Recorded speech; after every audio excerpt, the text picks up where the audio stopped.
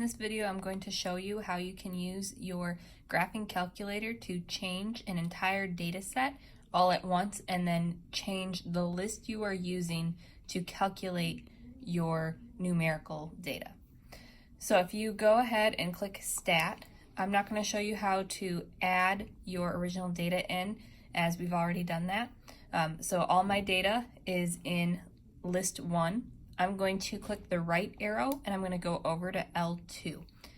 I need to be up in this top bar, so I'm going to hit the top arrow, the up arrow, and now my L2 is highlighted. So in list 2, I want my data to all increase by 4.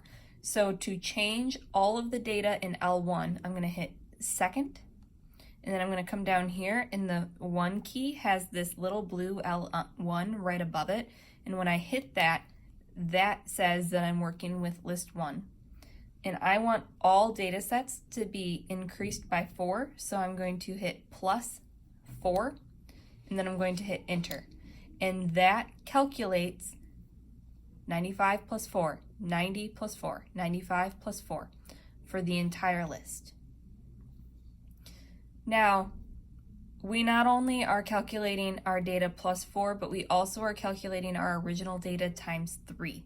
So I can do that in my next list. So I'm going to hit my right arrow key. Now I'm in list 3. I'm going to go up. Now L3 is highlighted, and I want my entire first list to be multiplied by 3. So I'm going to again hit second. I'm going to choose L1 times, oh, that was the division, so I'm going to go back and hit delete, times 3, and hit enter. And now my first list has all been multiplied by 3. 95 times 3 is 285. 90 times 3 is 270, and so on. Now I'm going to arrow over, and I'm going to do both of those things at once. So now I'm in list 4. I'm going to go up. I've now selected list 4. In that, I am multiplying by 3 and adding 2, but I need to make sure that I'm using parentheses so that I'm getting the multiplication before the addition. And your calculator can do order of operations for you for the most part as well, but we're going to put parentheses just in case. So I have parenthesis second option 1, because again we want list 1, times 3, close the parentheses, and then we are also adding 2, hit enter. And now we have list 1 times 3 plus 2 for each data point. Now when I'm calculating my numerical values, I'm going to again hit stat. I'm going to arrow over to calc just like we did before. I'm going to select one variable statistics, 1 bar stats, hit enter. Now's where this changes. So previously all of our data was in list 1, so I wanted my list to say L1.